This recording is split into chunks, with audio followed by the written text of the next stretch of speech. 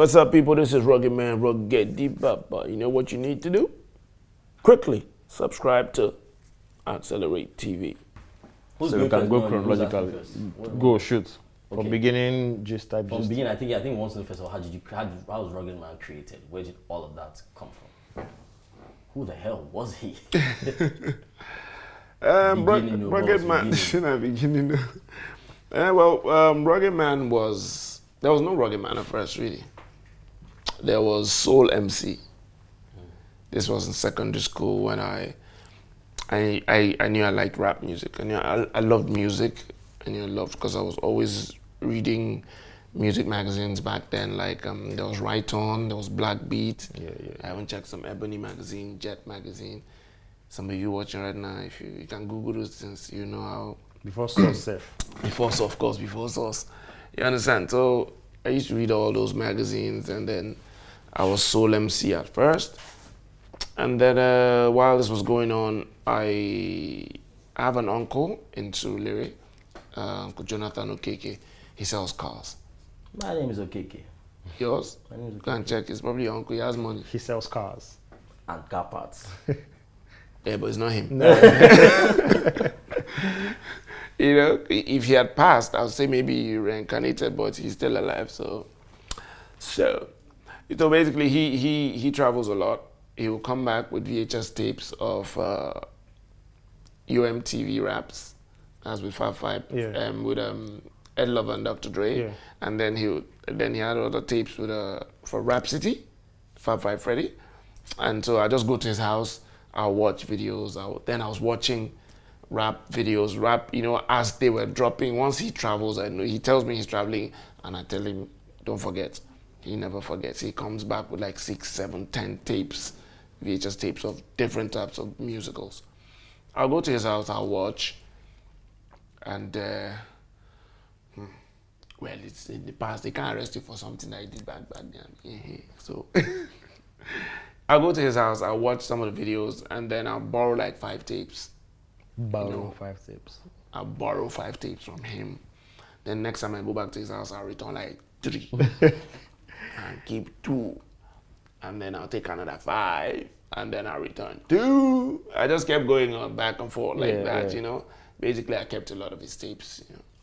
So I guess that's where I actually really, really got into rap music proper. And then the next stage was me trying to write out the lyrics to the songs I was liking and all. And then I just thought to myself, then I realized I could actually get instrumentals. Then I started going to DJ studios to record instrumentals, which kind of like was weird to the DJs, because back then you get a 90-minute tape, you give them a list of the songs you want. People were coming to record songs. I was going there with a list of instrumentals, and they couldn't get it. That was when I met Jimmy Jat at Obalinde, his studio in Obalinde. And one day he just called me, he said, "Come, this boy, why are you recording instrumentals? Don't you like songs?" I'm like, no, I like songs, but there's a reason. It was like a year or 2 later he knew the reason, because I actually did come to perform somewhere where he was, that kind of thing. And then I'll write out the lyrics, then I'll play the instrumentals at home, and I'll like be rapping along. Yeah. No, I didn't even start writing my own lyrics. Okay. I was writing out the lyrics. Like if there's a Snoop Dogg Yes. track, I'll write out the lyrics, I'll play the Snoop Dogg instrumental, then I'll be rapping, trying to get it. And then it hit me like, okay, why don't you write your own lyrics? Then I started trying to write my own lyrics, and then it was just coming like that. And then I'll use all those instrumentals. While the instrumental's playing, I'll be writing my own lyrics. Of course, I know where the chorus comes in. I'll make up my own chorus and stuff like that. And then I think the first time I ever did anything holding a mic was Lagos, Surulere Girls Secondary School. On that temple, what do you call that place? Is it Friday Yojibo? School is there, anyways. Opposite Fela's old. It's still there. It's still there. And that railway. Yes. OG. It's a really If you know the OG, the school did there, then that's anyway. So we got there. Normally we go to all this, but then they used to call it lit. When schools have events and all, we go, different schools come in. I'll go to some of my friends, they knew I was into rap, they knew I liked rap, and they knew I could do it a bit, but they always wanted me to enter for all them rapping competitions, miming competitions, never. I don't have, because when I hear people, I'll be like, this one's not worth it. No need. No need. But on this particular day, I wish I could remember the date. Surulere Girls Secondary School. They had announced again, if you want to join for the rapping competition, come forward. Of course, my friends looked at me and I was like, now, no need. But lo and behold, I was there talking to my friends. Something just caught my ear and I cocked my head. And I was actually hearing bars. I was hearing somebody actually rapping and I could hear what he was saying. I was like, oh, okay, this is different. Then the second guy came on and really rapped. I'm like, okay, no, I think I want to be on this one. My friends immediately, they didn't even wait to ask me, are you sure? Immediately heard me say, I think I'm going to, let's go. We rushed, pushed through the crowd, got to the side of the stage. I told the MC that I'd like to get on. The guy was like, oh no, they've stopped. My friend said, stop what? The first time we've been begging this man to do this for how long, and now he wants to do it. Today we're angry. You want to say, my friend, we'll scatter this place. They now just let me go on. Then we're like 8 of us. Then everything narrowed down to me and those 2 guys I heard. And till today, I'm talking about when I was in secondary school. Yeah. Till today, I don't forget their names. One was Cool G, the other one was Mad Max. I don't know where they are right now. I don't know if they will ever see this, but Cool G and Mad Max, it was 3 of us on the stage. Then it became a freestyle battle, this thing. I didn't plan for it, but it just happened. We would just kept passing the mic. And they just, at the end of the day, the MC was like, well, we can't keep doing the rapping competition since it seems like it's not going to end. We don't really have a winner. And he goes, okay, there's another, the next week, they're having Anglican Girls Secondary School, because I grew up in Surulere. Anglican Girls Secondary School of Cole Streets, that they're having their own lit that will continue there. And then we now looked at each other like, okay.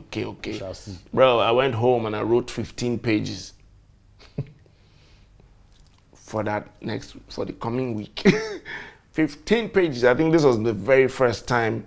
This was the first time I had a glimpse of battle rap. Battle rap one, and then of being famous, or being popular. People hyping, Because the day came, we walked into Anglican Girls, and somebody looked at me and said, rapper. So I was not like, oh, okay. Fan. You understand? The person goes, rapper. I'm like, oh, okay. Hey, kind of thing. Like, okay, my friends were like, you see? Then we were waiting. I had my 5 pages in my back pocket. I saw the other guys, we were just mugging each other. It's about to go down. That kind of thing. But sadly enough, we never got to do it. Why? I don't know. There was no time. I don't know who was into rap like that. It was just a thing for them, So we never got to do it. My 15 pages, I think, is still somewhere in the house. I'll look for it and bring it out, and I might just take a picture of it and it'll be my next album cover. Anyways, so that was that. And then I now realized, okay, after that, I did a couple more schools like that. And when I realized it was getting a bit serious, I now wanted to drop the MC in my name, because back then there were too many artists with MC. There was MC Ren, there was Father MC, there was MC Light, there was MC Ren of NWA. There were so many MC, the MC Shan. I just wanted to drop the MC. So at first, I don't know where Rugged came from, Sha. But I just knew there was Rugged. So at first I thought Rugged Soul. I paused, because I didn't like the idea of my soul being rugged. So I just said, no, not Rugged Soul. Paul Play then tried rap.com. Till today, I don't know why nobody has ever used that. If you listen to What If well, you hear at the end, Paul Play goes, rap.com, kick it from me one time. We tried rap. We thought about rap.com. I don't know. It just didn't really gel for me. But then me being a comic, I love comic books. Then it just came to me. There was Iron Man, Superman, Spider-Man, Aquaman, Ruggedman. Just click. The light bulb thing again. Sounds like it's Ruggedman that should have killed Thanos. Yes, so there was Ruggedman, all of a sudden. And then came Suleiman and the Milkman. I know the man. Yeah. You know, Remember that on Twitter? you know, that was how Ruggedman just stuck. And in a way, I think it was meant to be, because you had to be a rugged man to go through what I've been through in this industry and still be here. True. And then not generally, I think Nigerians are just rugged people. Yeah. Really. What do we miss from that time to Ehen? What do we miss? Because it's from Ehen. I think there was What If before. Right? There was What There was If What before If. Ehen. Okay, but- What If was 1999. Okay. With Paul Play. Paul So Play. how do you link up with Paul Play? Let's start from there. How did I link up with Paul Play? Okay, there was a friend of mine called B Swave. My Diffie father was a senator back then. He and I we tried to do a group thing, but go work. It didn't work because he was just not too gay. Well, something happened anyway. I might say it, I might not say it. So he called me that there was a movie soundtrack he wanted me to be on. And then I was like, okay, it was a movie soundtrack, a Hilda Dokubo movie, Another Campus Tale. So if we can Google when Another Campus Tale dropped, that was my first time in the studio. Oh, okay, no, that's the second time in the studio. Yeah, Another Campus Tale. And then I said, okay, cool, but I have somebody else I would also like to be on it if it's cool. He said, sure. And I called my young friend who was in Batchman then in Akoka. Sorry, St. Finbar's College, Akoka. His name was Fun, better known as Freestyle, Tribesman. Shit. I called him then. I actually named him. I gave him the name Freestyle. Oh, you named Freestyle? Yeah. Mad. We've been close. You know, so I called him. I got him on it too. Then it was myself, Swave, and Freestyle. We went to the studio to record the soundtrack. Paul Play was the producer. And then, God rest his soul, Tony Tonero of Moshoriwe fame that did the alone. He was the studio engineer then. So we were in the studio, we recorded our verses, and while we were playing it, that was how I met Paul Play. Okay. And then while we were playing the song, the friend of Paul Play came in, just with Paul Play, we all greeted, and then he heard the track, liked it. He called me outside. I was like, oh, he likes my rap and everything. He likes the way I do it. That he has a studio in case I ever want to just record. I can drop by at any time, you know. That was OJB Jazreal. God rest his soul. That was how I met OJB. And then after that soundtrack for Another Campus Tale, of course, I told Paul Play that I'd like to make my own music, that I'd really appreciate if he would produce. And of course, he already liked what I did. He said, fine, anytime. Then I went to hustle, because back then, studio session was like 8 hours a session, and you had to pay through your nose. Well, back then, you had to pay what we're paying. We didn't have money now. So we're just all hustling and everything. You know, so I got money, booked the session, Paul Play, we hit the studio, we recorded What If. Paul also featured on it. And the great thing about What If was, I said a lot of things. I said a couple of things that were like a bit futuristic. I said a lot of things that had people thinking, because to me that was what rap is about. It's not just about get down, shake it up, baby, baby, baby. Yeah, that goes too sometimes, but I want to make you think. I want to make you go like, oh yeah, really? Because I know a lot of rap tracks I heard growing up that make me go, wow. That's what gets people, you know. And that was what made me realize that for you to be, even when I'm on stage, I call what I do interactive performance before a lot of people started doing it. I don't perform. Some people can come on stage, perform, and it's like you're listening to a CD, and they just go. The most they might just make you do is say, oh, and you say, oh, and they go. But I'm on stage, I'm performing, I get the people to sing along, I give the mic to one or two, I bring people on stage. I practically started that back then. I bring people on stage.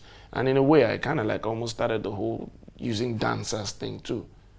Because my first major show, I think it was Wycliffe, I had 8 dancers, which had Korede Bello, I said Korede Bello, Korede, who later on married OJB. I had Korede, I had Patience, I had Kafi, I had Susie, I had Nonso Flex, I had Shock. That's the whole dance. I gave them the name Dance Not the Main Thing. You are just saying Padrin people. No, but check now. In Baraje, Dance Not the Main Thing. Flex more than Thailand, so that's where I gave them the name from. You know, that's why I gave them name. So, and if you check now, most of the dancers now, it was from me, Corridor, and Patience started dancing for 2Face 2. Flex started dancing for P Square.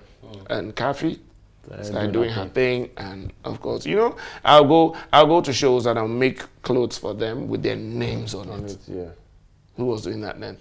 When I even did my VCD, my video CD, in the video CD, when, you know, I introduced them in the CD with their names on it, you know, like if I want to do, when it showed Shock, when Shock just moved, we pause it and just write his name, Shock, that kind of thing. I did that so much that I remember a particular show we went to I think it was somewhere in Ekiti, no, not Ekiti, somewhere in Ondo State, and I got on stage and people started shouting, "Where Flex? Where Kafi? Where Susie?" Not like they knew them, but from the videos and stuff, you know? But anyway, let me not run too far. Let me go back real quick to, you know, the whole Ruggedman. So Pop Play, how I hooked up with Pop Play. That was how I hooked up with Pop Play. We recorded the song What If.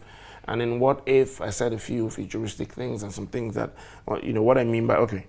In What If, I said stuff like, what if Abacha isn't dead? What if he's chilling in DC? What if the military is behind the OPC? What if they're trying to use that to make a comeback, the scumbags? What if the people are too weak to fight back? What if the world had ended and we all didn't make the rapture? What if there wasn't a good enough soul for God to capture? What if this is purgatory, reward for idolatry and fornications of sins committed by all nations? What if? And Popular just starts. And this is 99. Yeah, 99. You know?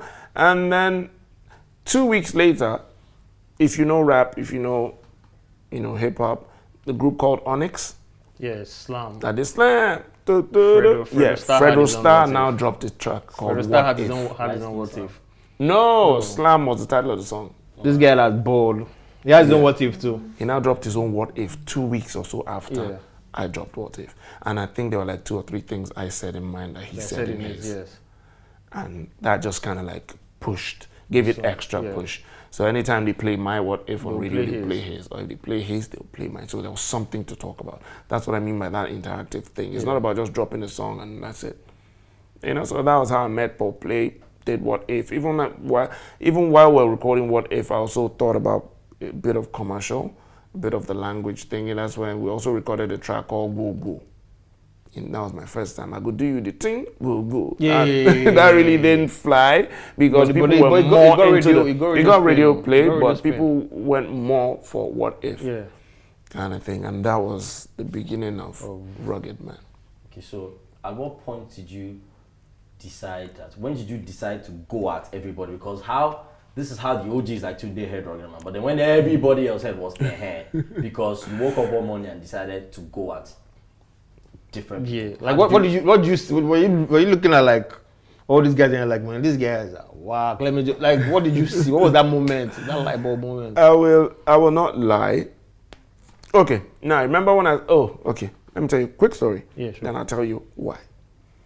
From my writing out lyrics days and getting instrumentals, the next phase I moved to was me recording myself. And what I'll do is I'll take 2 tape recorders. I'll put the tape of instrumentals in one. I'll put an empty tape in the other. I'll press record on the empty one. I'll press play on the one that has instrumentals. Once it starts playing, I'll move them together and I'll put my mouth in the middle and I'll start spitting my lyrics. But I just realized a new way I could have done it with instrumentals. Right, that's genius. You understand? So that way the instrumental is playing in and then I'm in the middle and everything is going in. You know, that was me recording myself. Yes, obviously it wasn't professional, but I was hearing myself over an instrumental. Yes, the quality wasn't good, but it was okay for me. This was just me in my house. That was what I brought then. Then the next phase was me going to a DJ studio and saying, look, you have your mic hooked up. I want to record into a tape while the instrumental is playing. Possible? They said yes. They tried it and said yes. Let's go. Now, imagine they put a vinyl instrumental, then the tape player has the tape in it. They press record. Give me the mic. We test it on levels, good. Then they start playing instrumentals. Now, this is how it goes. It's not a proper recording studio. So there's nothing like stop, delete, mute, cut and paste. Once the instrumental starts playing, you have to start, don't make a mistake. Now what I do is, once the beat starts, I do the intro, I do the first chorus, I do the first verse, I do the second chorus, I do the second verse, I do the third chorus, I do the third verse, I do the fourth chorus, and I do the outro. All in one take. Now this was what I was doing, and I recorded close to 23, 24 tracks using different people's instrumentals. Now I had that tape.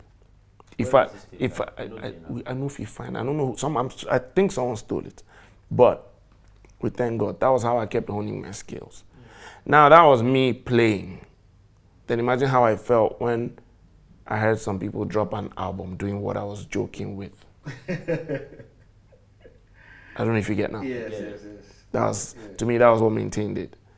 And I'm like, okay, I have 22. I can drop like 3 albums from this if I wanted to, but that's not being original. That's not really being creative. Yeah, it may be a bit of creativity, but it's not being original. Like you said on Ehen, that's okay, fine. Creativity, language, I give you.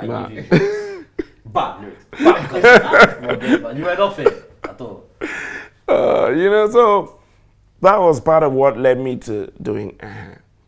Then I thought to myself, these guys are really being celebrated this much. To me, mediocrity was being celebrated. Well, you talk these guys, you know who we want to. I know. You know what I'm saying? Then who was buzzing? Then it was Maintain, there was Rasky, there was Idris and all. And Kenny's Music and all. Yeah, that was me then. Young, new. Yeah. Okay, I was gonna say troublesome, but I think I still am. Yeah, so okay. So I just thought to myself, mediocrity is being celebrated. I know rappers. I know because I still know some of them. And I'm like, what do I do about this? Do I just leave them and just go find something to do with myself, or fight for this? And me, I was crazy about rap. I was crazy. I knew I could do it. I knew a lot of people who could do it. I knew a lot of people who I felt should be the ones being celebrated. So I just said, you know what? Let's go. I just started writing Ehen. I did a verse and a half in all English. Then I now remembered discussion I had with Paul Play. And I also remembered 1994, Mr. Macho, Unilag. Guess who the lead artist then was? The headlining artist was Charlie Boy. Ali Baba was the MC. So there was myself, Swave, and two, I remember these names. Myself, Swave, and then one was called Cannibal, and the other one was Skimmer.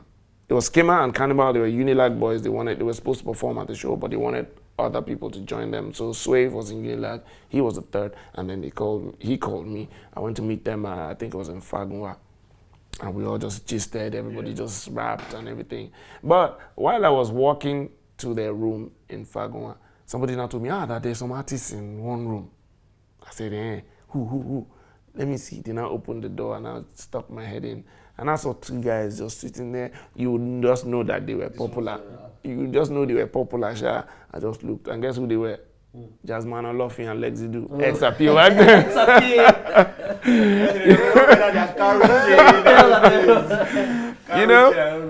just saw them. I was like, hey, what's up now? We just greet. That was how I met Lexi Do. That was how I met Jasmine Olofi. And we just hailed each other and everything. And I walked to the room where I met with Skimmer and Cannibal. We all discussed. I wasn't in Unilag. They were in Unilag. Yeah, they were in Unilag, So I just went in there. We just discussed how we're going to do the show and everything. Day of the show, what did I have? Who did I know? I was just wearing a pair of jeans. Was I wearing sandals or shoes? I don't remember. But I know I was wearing this leather waistcoat. Imagine skinny. I hope nobody has pictures. I really hope nobody has pictures. I was wearing just a leather waistcoat. That's all I was wearing, jeans and. Because I seen it on, I think, was it Youngsters? The Youngsters, even Crisscross or something like that back then. So Ali Baba was the MC. And then, Paul Play and Slam were also on the same show. But they came as a group back then. I think this was just before Mushuri's time and all. And then I remember them going on stage singing off and on the song. Hey, off and on. Then when they were done, Ali Baba went on stage and was like, he doesn't understand why some people just come and be giving a product free advert. And people are not like, how? He said, how can he just come out and be shouting, caffeine, it's on, that kind of thing. Anyways, Ali Baba always been crazy. And then when it was time for us to perform, we had gotten so caught up in what we're going to perform, how we're going to perform. Predicament number one was when Ali Baba stuck his head back stage. I was like, how do I introduce you guys? We now realized we didn't give ourselves a name. So while we're looking at each other trying to quickly decide, he just hissed and went out and just introduced, ladies and gentlemen, the crew. That's how we came out. Well, we didn't come out, but that was us, the crew. Predicament number two, who's going on stage first? Everybody started looking at each other like, and I'm like, well, not me. I was the last person called to join this group. It's your show. You guys go out first. Unluckily for Swave, my friend, he got too close to the curtain and I just pushed him. He just fell out. And then, yeah, he was one that was going to rap first anyway. So he just started, even though unwillingly, but he started. Then the other guys, we all just went out one after the other. And then I came in third or so, did my thing while the fourth guy was performing. And I remembered somebody came with a puppy backstage. I just went backstage, I told him to borrow me your dog. I just took the puppy by the chain, just went out, and next thing I just shouted, ladies and gentlemen, Snoop Doggy Dogg in the house. Everywhere scattered. Everywhere just scattered. And then, we just did our thing, came back in, and it was fun. My friend Sha liked Fame. The next day he said we should wear exactly what we wore to perform. We should go back into lag. So they're looking at these guys. That kind of thing. I wasn't really too into it, but he just wanted us to go like that. When he sees like some chicks, he just slow down. And the ladies, so they see our shirts. But that was that part of it. And then what I'm trying to remember now was what you asked me that made me come into. How did you? We were talking about how you got into, how you decided to go at everybody on Ehen. So basically, that same show. The same show, like when we finished performing, yes, the reception was okay. I really didn't care too much because all I wanted was an opportunity to do my thing, and because I know I'm doing it well. But I could have sworn there was a guy sitting in front reading a newspaper when we were performing. Like, yeah, like. We're gonna finish mix. As in, why I'm bringing this up is immediately we finished performing. There was a Fuji artist, I don't know if it's Obesere or Pasuma. This is Unilag, University of Lagos State, with chicks, guys, or big Ajebota, everything. But my brother, when we heard, everybody throw away. Like, even now. Wait, excuse me? Yeah. And these people supposed to be into rap, into hip hop. Yeah. They scattered everywhere. And I thought to myself, what is he doing that we didn't do? So while I was having this discussion sometime later with Paul Play, he now told me it was the language.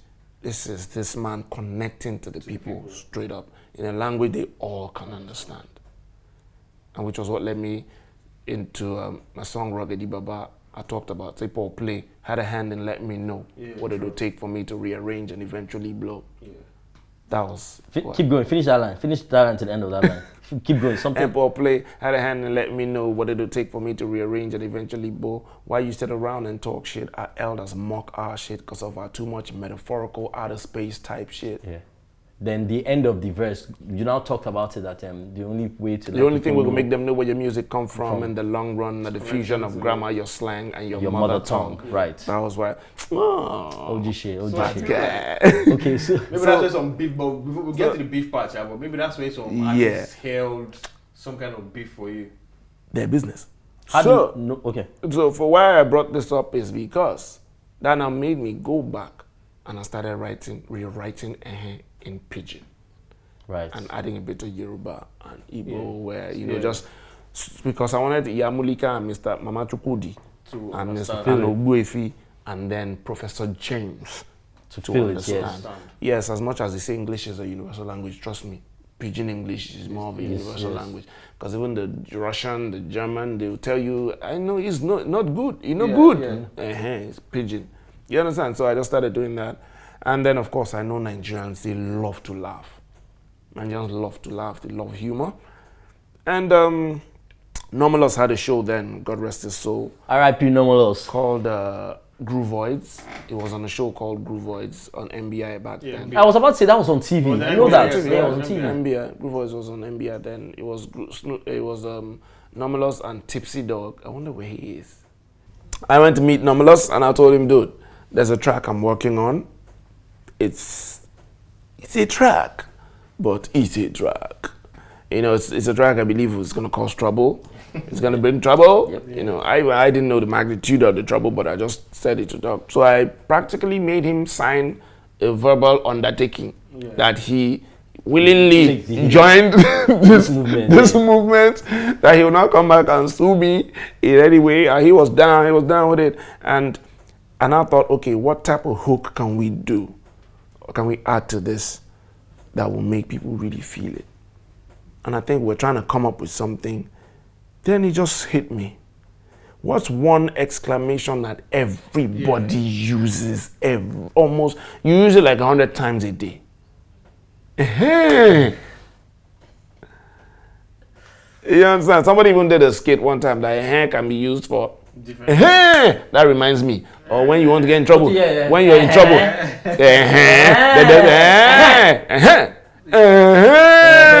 Or when you're in trouble. You understand? So it just hit me like that, and I told him to do it with that. And you know, on his show, he presents as a northerner with a northern accent. Yeah. So and I told him, okay, do your. That's how we got and that's how I started. If you want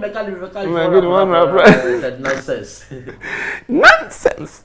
You know, and that's how Ehen was born. First time I ever performed it was at Motherland, Lagbaja. We opened for Lagbaja, and it was actually a live band performance. And now this was where me loving music came into play. I hear a lot of people use a live band to perform, especially rappers, and they don't understand that you need to be heard. Rap is like you talking. But imagine you talking, the drummer is playing, the guitarist is playing, the piano, the keyboardist is playing, everybody playing at the same time, and you talking. You now basically start shouting over everything. So what I did, even a couple of my friends who were into music were like, this guy, they try you. I told them, look, if we're doing the hook, everybody can play. But once I start rapping, all I want, drummer, I only want the hi-hats. Guitarist, just give me the bass after every 2 or 4 bars. And then keyboardist, I just want the strings. Because I want to talk to people. So we got to Motherland that night. When they introduced us, we came out on stage. 2 skinny people with big heads. That's how I always called us then. 2 skinny looking guys with big heads. We just got on the stage. When Normalos we started with why are you doing rap like Mumu? You know, it was funny in the bed. You know, some just laughed, oh, this guy, because they knew him from MBI. But me, I was just the other guy asking why you do the rap like Mumu, and people really didn't get what was coming. You know, so when the first chorus went, just a couple of people looked. Then when I started with the No More Games, I could go straight, I would name names, I could lay blame, not time to flog with Cain. I could let you feel pain and shame. You know, I was looking at the point I was just looking at one particular person, then I was looking at not even looking for reactions. You know, I've learned that when you're performing and you make eye contact, it's really difficult to do. But if you make eye contact with somebody and you're saying a particular line, the person feels like you're personally talking to him or her. So that's what I was doing with 1, 2, 3 people, 4. Then all those people I looked at like that, I had their full attention. And then other people, when they now started hearing what I was saying, you know, like a quarter of the place was, you know, like, you know, one guy tapped his phone and was like, did you hear that kind of thing? And when the second chorus came, like half of the crowd joined in with the why you do the rap like Mumu? Then of course, by the second verse, when I did the with your miggity, figgity, wiggity, miggity, biggity,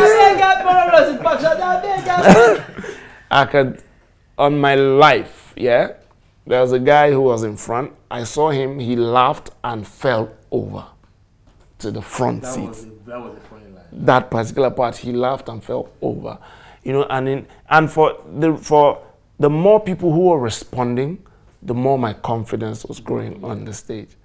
Because yes, I was grabbing them. By the time I did the third verse with maintain and everything, the whole place was waiting for.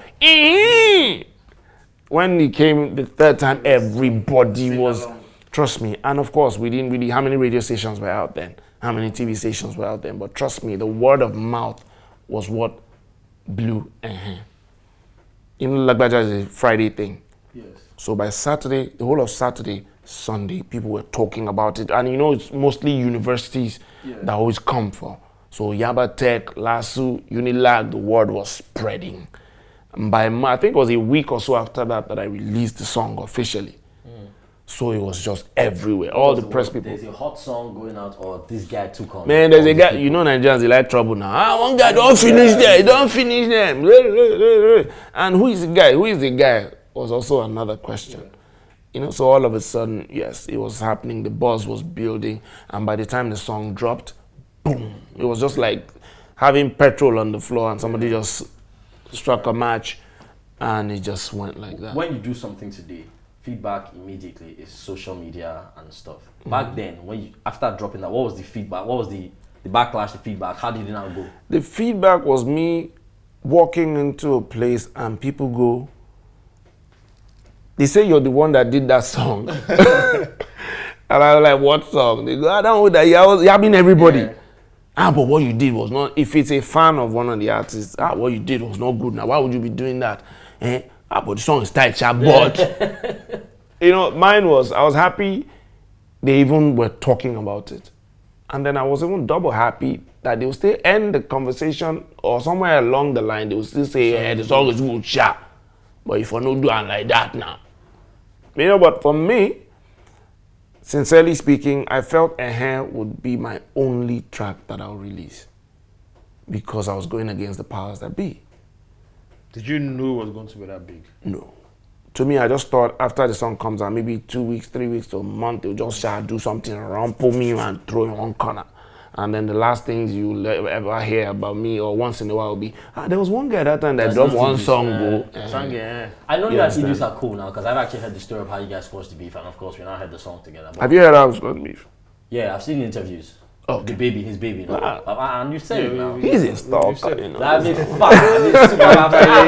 seen that interview. So I was not going to ask you how that. I know that story. You know the story, huh? Yeah. Idris, the guy, baby. He was a wife. Yeah. So then, though, how was it? Did you ever get a reaction from him? Did you know how he felt about it? Because now it's done that he can't tweet at you. You know how they felt about it. The only person I knew personally back then was Olu Maintain. He was the only one I'd met. So he was the only one I could reach. I actually told him about the song before he came out. Interesting. That's cool. That's how I am. I'll not lie to you. It's the kind of person I am. I don't do anything intentionally to hurt anybody. Trust me. But I knew that song had to be done. I knew I was doing it. So since I had met him before, I just felt I had this, out of professional courtesy, I just said, you know what, bro, I did a song and I mentioned you guys in it, and you know, he said, no problem, no problem. If he knew the magnitude, he probably would have said something else, you know, but he just went, well, no problem. I'm like, okay, me, I told you. I gave him a heads up, but he needed more than a heads up for what happened. Because the song just went and it was crazy. Idris, like you said, I met his wife at the I met a woman. I saw a woman at the airport with a baby. I was playing with the baby. She turned around, looked at me. And the guy in front of her just leaned to the side and turned. It happened to be Idris. It just dawned on me that was his wife and his child. And my kuchi finger was still on the baby's cheek like this. And I looked at him. He looked at me. Then I just went, hey. He just went, hey. We just shook. We're going to, this was in 2005. You were going to SA for a show? SA, we're going for Kora Awards. Before then? We had never met. Okay. We'd never time met. that passed wasn't too much safe. It was. Ehen came out in 2002. Yeah, it was a long time. 3, 4, 5, 3 years. Okay. You know, so we just met, and from that day till today, we never said anything about Ehen. For real. Even when we went to Germany, later that year, 2005, we did a 5-state tour of Germany. We never talked about it. He was even the first person to hear Ruggedy Baba before I released it. Okay, so to what you were feeling or why you went at Idris, is that something you're saying? Is that something you say? Is that something you tell? Is that something you can tell us that this is why I took on Idris? This is why, Rasky, we get it, Rasky. We get why you take on Rasky. In retrospect, all these songs they sweet. They're sweet. You say Rasky, I get why you took on Rasky. But then, I get why you took on. I get why I had to come. I get why you took on Idris. But I'm saying, what I'm asking is this a thing you're telling people that this is what I felt about Idris's music, or this is what I felt about the conversation, that's why I went at him? Is this something that you're open with? That why to say why I did it? Yeah. No, I already told you why I did it. It wasn't a personal thing. It was a musical thing. I felt I had to fight for. I had to let people know that we have other people who do this better. Okay. And are more original. Right. You understand? So it wasn't a personal thing. Nah, because like I said, I didn't know them. But then you don't have to know anybody to diss them anyway. That's if they're popular. Yeah. And then people ask me, was it beef? To me, that wasn't even a beef song. To me, that was the sanitization song. And when they ask me, but why them? I go, to me, they were reference points. They were reference points. Because I'm talking to you about, if I'm talking shoes, I'll say just like, I'll call a product. Yeah. Just like. He said it on Ehen, that's black reference. Now another point of reference. But you just left it that, you know what? I'm not even going on you now. 2 bars. I give you guys 2 bars just only. Take 2 bars. I will move. You understand? So it wasn't a personal thing, and for me, it was something everybody, including them, also benefited from later on. Because once that dropped, a lot of things changed in the industry. A lot of people sat up. I heard me being called so many names: the industry watchdog, the industry police. I heard a story about a group that were in the studio trying to do a song, and then one of them suggested, why don't we just sample this old? Then someone just said, so that Ruggedman will put us for Ehen part 2, Abi. The fear of Ruggedman. You understand? So that kind of like worked. And then when Ehen dropped, it was I hate Ruggedman, I like Ruggedman, period. Yeah. And that's how you started Piece of War. That's how I love Ruggedman, like some war. That's how Piece of War. Okay, that's why I said I'm kind of like an interactive. This started after Ehen. I hate him, I love him started, and then some people didn't like what I said, some liked what I said, and that's why for each verse in Piece of War I ended with I don't speak my mind and I will still speak more. It's either you love me or hate me in Piece of War. And then that happened, and then I started hearing just about my then it was the he knows how to rap, but he doesn't have a dance track. He doesn't have, we can't dance his tracks. Now. And all of a sudden, for those that say I don't have a dance track, feel this. Move your body, make you shake that thing where you. I dropped that one, and they dance. Wait, what's dancing? What's first time? I make her come at you like this. Even if you truly hate the Ruggedman, you can't help but like this. I'm dropping this for the clubs, for the streets, for the party, for people to shake their body. You understand? So I gave them the dance track they were complaining about, and I was like, what else? Next. Again, random reference. So back then, punchlines then were not what they were now. So Ruggedman was one of all those people that gave us one of all those early Niger punchlines when he said, waiting people guys do now shut up, because even with bomb for the body, they still blow up. One of our earlier punchlines. Okay, so fine. Some people hated Ruggedman, some people love Ruggedman, and you said it was Piece of War. You took war to a conglomerate. You took war to the actual powers that be when you did Big Bros. Yeah. Right? Okay. Again, is that a conversation that you're having? Yeah, well, that was because I was hearing rumors that certain. Okay, basically, the way I was hearing it was like Kenny's was calling radio stations that he was familiar with not to play my music. I sent my songs to Ray Power back then, and I think he was the GM then. And anytime I called DJs and APs I knew there that how come you guys aren't playing my music, they go, you don't bring, have you brought it? We can't find it. So it was just disappearing from AIT and Ray Power. And that's why I now said, you know what, I just got into the studio. And in fact, I'd written it at home, I went to OJB's place and we were just hanging out as usual. We were all outside chilling. And then OJB kept going pam pananam pam pananam pam pananam pam pananam pam. He was just humming it, you know, while then he would talk and he would hum it, he would talk. I'm like, wait, what's that? He said, no, that's just an idea of a beat that came to his head. I'm like, eh. I said, well, I have these 3 verses. Wait, pause. For some of our younger friends that might be watching. So fun fact, I don't know if people know the story that Ruggedman went at Baba Keke Ogungbe and that whole Kenny's music thing. They don't even know Baba Keke. They don't even know. They don't even know Baba Keke. Also, imagine going at Google or it's not Facebook or something. You know, yeah. And this was on an album that it was a dope album, it had bars, it was funny, it had that beautiful skit with some 2 random talking. Hey, Snoop Doggy, it's small boy for DJ. DJ, dump me up. So I think Big Boss is the next song, 2 songs after, and so he now went in and he actually went in, like he cursed at Keke and all that. This one nobody say censor. He cursed, he used the F word and all of that, and it was that intense. So backstory for those we don't know. Back to the beat. So when he kept humming that, and I told him, okay, wait, what's that? He goes, no, it's an idea for a beat that's been running around his head. And I leaned a bit closer. I was like, I have these 3 verses that I wrote day before yesterday. He said, there's no hook yet. Nothing. He said, Ehen. I said, and I told him it's for them Keke because of what I heard. He said, Ehen. And I goes, come. While normally as everybody all outside, we just snuck into the studio. OJB is one of the best producers in this world.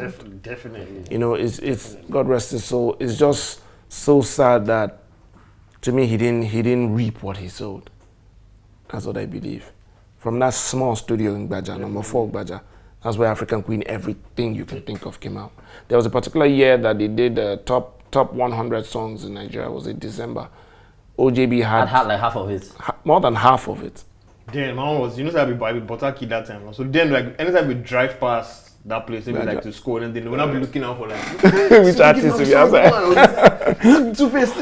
So that place was an iconic place. Yep. That's an iconic studio. You know, so we just walked in. I know JB, and I guess it was because he already had it in his head, and I already had the lyrics.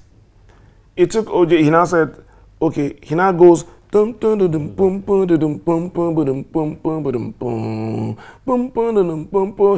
that down, and then it was not like, do I have a hook? I said, yes. He said, what's the hook? And I go, the no feet stop my flow, the no feet stop my shine now. You can't take what's mine. Now my time to rock this industry and rule. I am Ruggedman, I no fear you. Then that goes, doom, tka, doom, tka.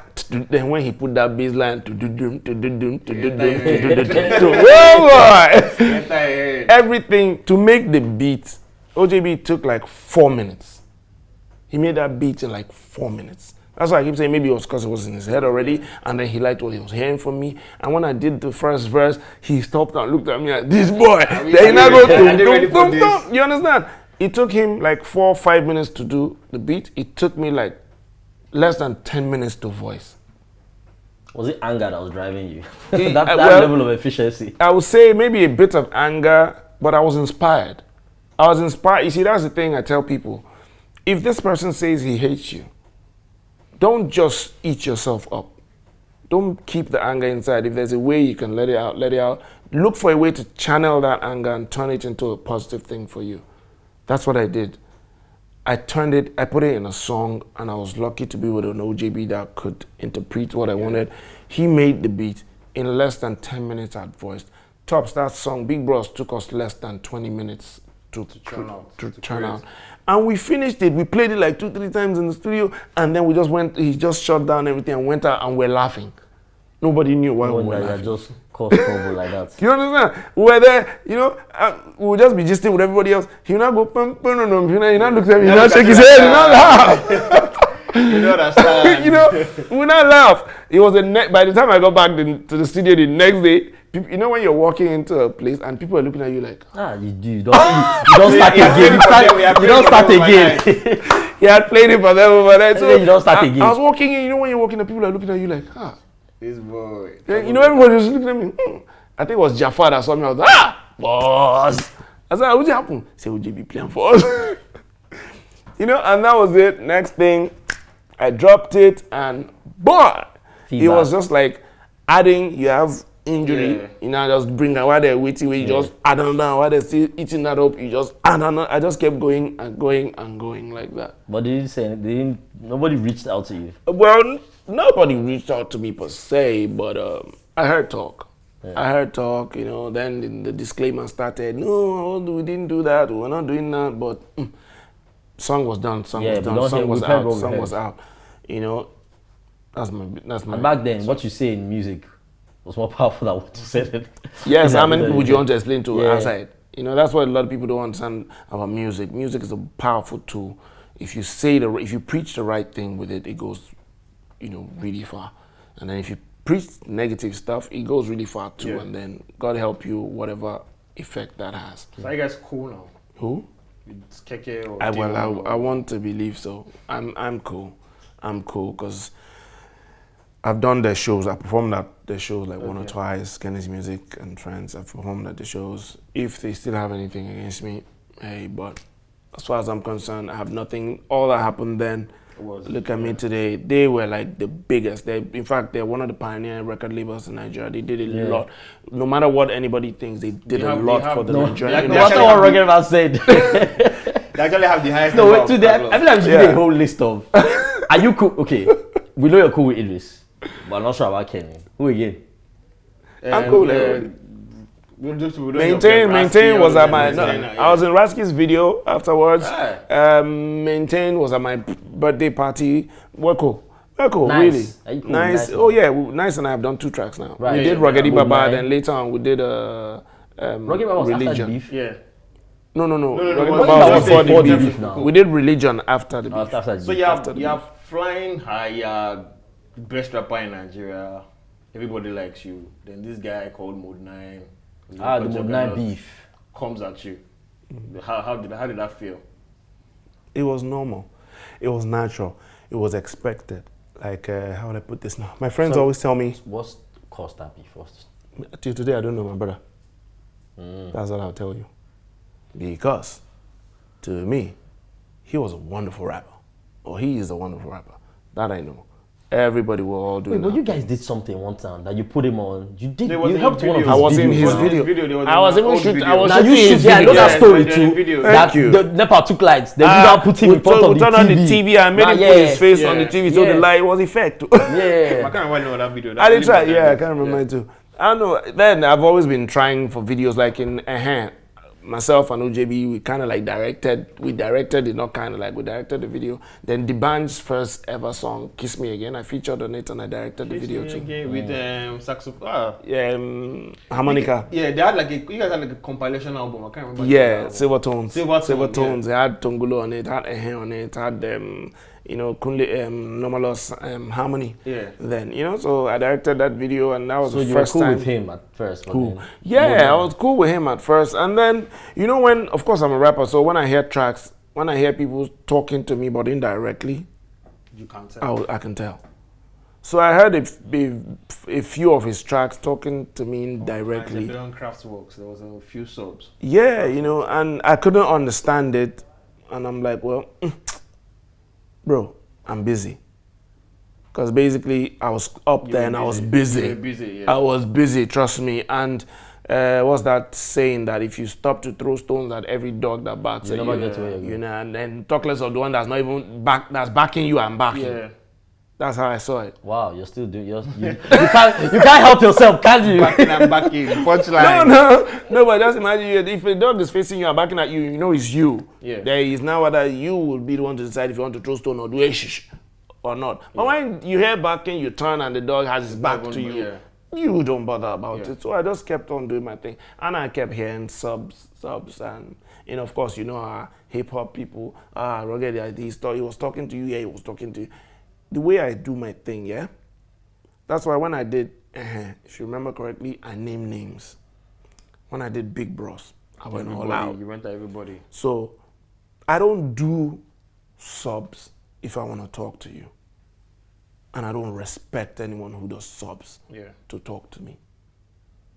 I will only give you the day and time if you come at me head on. But not when you're doing like this, because I know our Nigerians. if I hear his subs, then if I'd gone at him the way I usually do, which is calling him out straight, Yep. I know our Nigerians. The next thing you hear is, but he didn't call your name. Now you start him. That was what I did not want. So, if you remember Ruggedy Baba, the album, there was To Whom It May Concern. Yep. That was the first time I ever just wanted to give it. Yes. As in, if you want to talk about me, talk a maker here. Yeah. I know get two heads, so make you no fear. If you want to point fingers, point it right at me. You know? Speak your mind. No, let people carry false rumors around the place. Speak your mind. If you're down for peace, put two fingers up in the air. Speak your mind. But if it's war, be ready to go all out for real war. Speak your mind. But all I kept getting was subs. I just continued that beg. Basically, I just let it go. So even when I heard people were shouting till today, I still hear Death Blow. When I this Ababa, subs. I don't have time. I've never had time for such. If you remember To Whom It May Concern, I said, I love to name names and flog with a cane. So I expect all to have the balls to do the same. I can't talk to you if you don't have the balls to talk to me. So that beef, That beef is not deaded, or time has deaded it. I wasn't even So bothered. time has kind of like. So that's not one. I That's one wasn't person who can bothered. say, "Oh, you're cool with," like you're cool with. So you guys. That's one person I can't say I ever had beef with. Okay. That's why when they say beef, I say, well, how? Maybe if he had beef with me, you see now, see where the confusion is, which is what I don't like at all. If you now say he had beef with me, how? Or where? Sorry. Prove it. Show me where.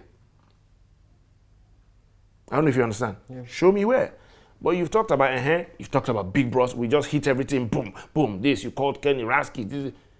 Show me where Mode9 dissed me. Some will say, I mean, there are songs like all the. No, because the way, like you're going at your head warmer that we know is really. Am I the only one wearing head warmer? I have pictures of him wearing head warmers. Yeah, I get why you. You understand? Because to me, my time is precious. Me mentioning your name will give you mad promo. So for me to give you that, you need to be worth it. And for you to be worth it, you need to talk to me. You gotta earn it. Period. Yeah. You understand? That was my take on it. So nobody came at me. Anybody who mentioned my name, I went for them. Thank you. But for me to, because I had a lot of subs. He wasn't the only one now. So many other rappers did, but I didn't bother. You know, but at the end of the day, what I will still ask, sub, no sub, beef, no beef, where are you today? What have you done? What have you achieved today? Okay, so I was going to ask other stuff like 8 figures and all that, but I know all those parts is good, they go. About who has done what and everything. Again, you have a voice that our generation will probably still listen to, and then the younger ones might learn to follow. So this whole thing, like in Naira Marley now, say something now about where you stand with who he is or that kind of music, or where the new generation of music is going to and what they're doing with it. So did it, let me just chip it. Did it really start from that, you just trying to advise and saying, oh, yeah, supporting with these bad people, you don't need to do it? That where it started from? For me, I didn't even know anything was going to start. All I knew was me being the type to, if I see a friend or somebody I know, you don't even have to be a friend. If I see you going in the wrong direction, if I can't tell you, hey bro, don't go there, it might just, mess you up, I will. That was all I did. So it wasn't about him. It was just about someone, especially someone in the that I knew was in the entertainment industry. Another voice. You know, and then I know what's going on. I've been doing a lot with the police and also I knew, bro, you hear every day the way they pack boys. We sabi. Come on now, they pack boys every day. So these ones that they even pack, they don't even come on social media to say anything. Yes. Now, what do you think will happen to someone who now comes on social media and is trying to glorify it? You understand? So I just said, yeah, don't do this, don't go there. And that was it. All I expected was, hey, baba, have fun, no issue, I just a play. And that would have just gone. But instead, he went into insults and da-da-da. I'm like, oh, really? Then at the end of the day, like I always say, what's happening now? What would you want to be remembered for? What would you want people to think or remember once your name is mentioned? Now imagine a situation where they mention your name and the first thing that comes to their mind is fraud. internet fraud, scam. So you're saying just having monster hits is not enough? It's not. It depends on what you're doing. It depends on why you're doing what you're doing.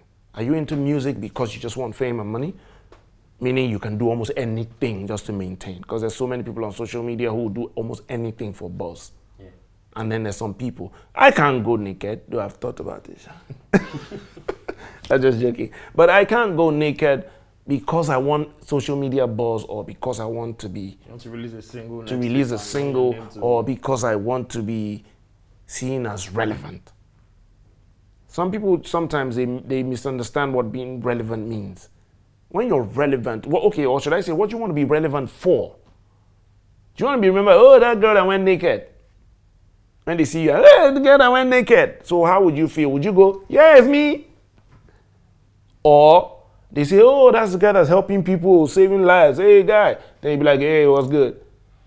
You understand? That's my take. Because if you talk, Ruggedman has gone from revolutionizing Nigerian music, supporting a lot of Nigerian musicians, advising a lot of Nigerian musicians, because when I did Ruggedman and I talked about putting a face to Nigerian music, when I talked about the language and everything, that was 2006. 2006 till now, every Nigerian song that's been a hit has been a song that has our local languages, and which was what Nice and I preached about in Ruggedman.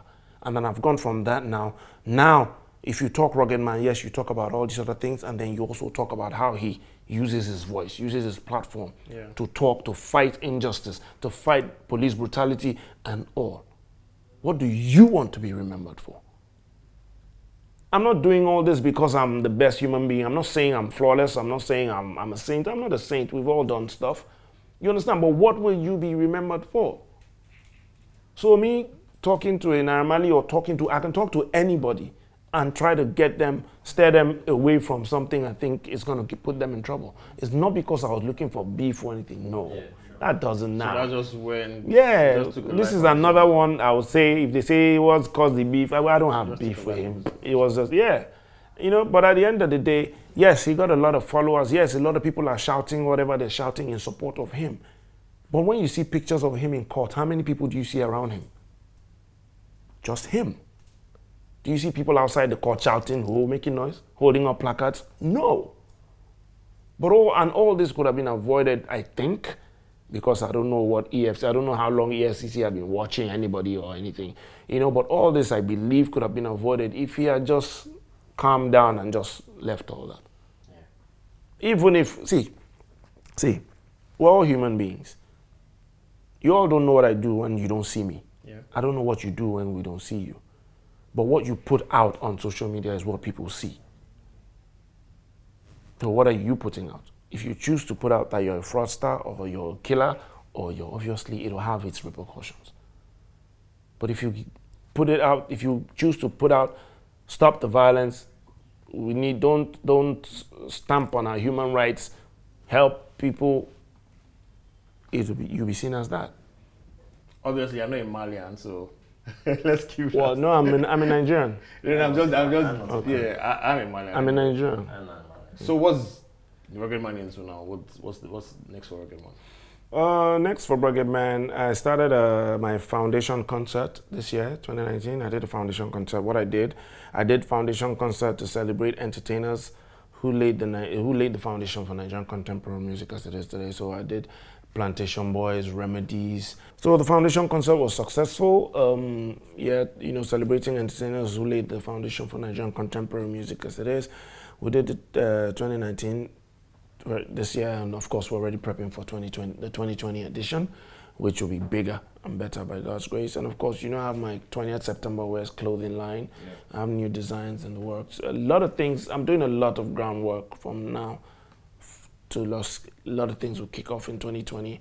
The Ruggedman website, the Foundation Concert website. Music? Then music, 2 albums, but next year, but very early next year. Okay. New songs will drop before December. Okay. 1 or 2 songs and videos will drop before December. But of course, I have 2 albums, 2 different type of albums dropping next year. Not want to say too much, but hey, we thank the Lord for that. Then of course, my NGO is going to kick off next year too, because I've been doing a lot of social work. So now I want to you want all that documented and coming from a particular office. So it won't be like it's just the Ruggedman solo thing. So yeah. Thank you. Thanks a lot, man. Thank you very much. Legend shit. That's what we like.